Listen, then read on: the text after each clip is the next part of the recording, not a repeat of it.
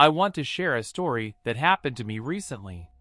It was late at night, and I was driving home from a nearby town where I had attended my cousin's birthday. We had a great time with family, but I stayed longer than expected and had to leave late. The road ahead was dark and empty. Fatigue hit me quickly. The night was silent, the road deserted.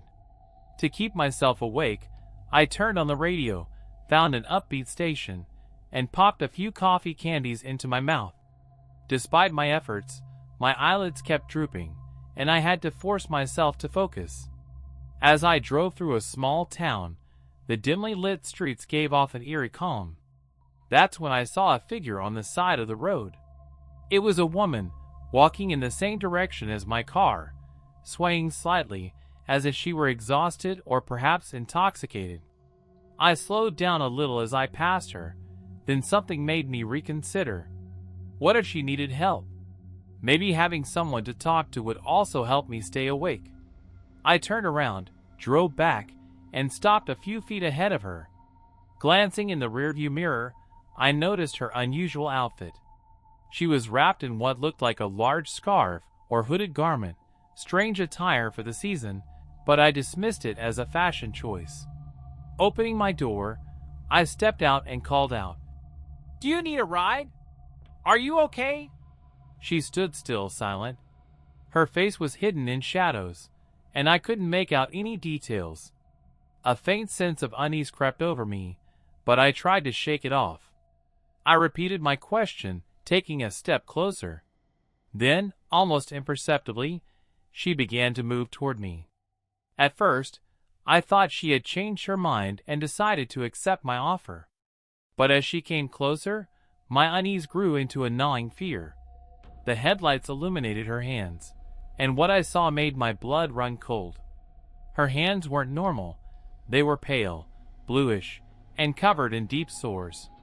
Her long, crooked nails were dirty and grotesque. Panic overtook me. I jumped back into the car, slammed the door, and locked it. My mind was screaming at me to drive away, but when I turned the key, the engine wouldn't start. My heart pounded in my chest as I fumbled with the ignition. Then I heard it, a dull thud on the driver's side window. Summoning all my courage, I turned my head. What I saw was beyond comprehension. The figure outside my window wasn't a woman. It wasn't even human. Its face was hairless, its skin a sickly blue, marred with cracks and sores. Its eyes were two black voids, with no whites or irises, just endless darkness. When it opened its mouth, I saw rows of small, jagged teeth. Terrified, I turned the key again, and this time the engine roared to life. Slamming the car into gear, I floored the gas pedal and sped away. My heart was racing as the car accelerated, but the feeling of safety was short-lived. Glancing in the rearview mirror, I saw nothing but an empty road. Relieved, I let out a shaky breath. Then, out of the corner of my eye, I noticed movement on the right side, where the road was lined with trees. I turned my head and froze in disbelief. The creature was running alongside my car, easily keeping up despite my speed of over 90 miles per hour. Its black eyes were locked onto mine, unblinking and piercing. I couldn't bear to look any longer. My hands gripped the wheel so tightly they ached as I pressed the gas pedal harder, begging the car to go faster. Tears welled up in my eyes as I imagined the worst. What if it jumped through the window and tore me apart? My mind raced with horrifying possibilities as the speedometer climbed higher and higher. Finally, I saw the glow of streetlights and the silhouettes of buildings in the distance. Other cars appeared on the road, their headlights piercing the darkness. The creature was gone. I slowed down, my breathing still ragged, and tried to convince myself that there had to be a rational explanation for what I just experienced. When I reached home, I parked and carefully scanned the area before stepping out of the car.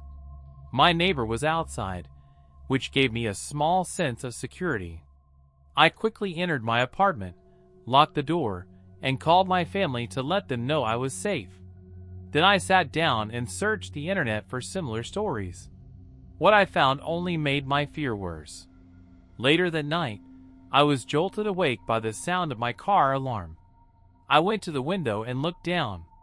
Standing next to my car was the same creature. Its black, soulless eyes stared directly up at me. I froze, unable to move, as it tilted its head slightly, as if studying me. I grabbed my camera and snapped a photo. When I looked again, the creature was gone. But then I heard something else. A slow, scraping sound coming from my front door. I stood there, paralyzed, listening to the faint scratching and the occasional soft knock. I couldn't bring myself to look through the peephole. That was days ago. I haven't left my apartment since. Every night, I see it outside my window, waiting, watching. I know it's only a matter of time.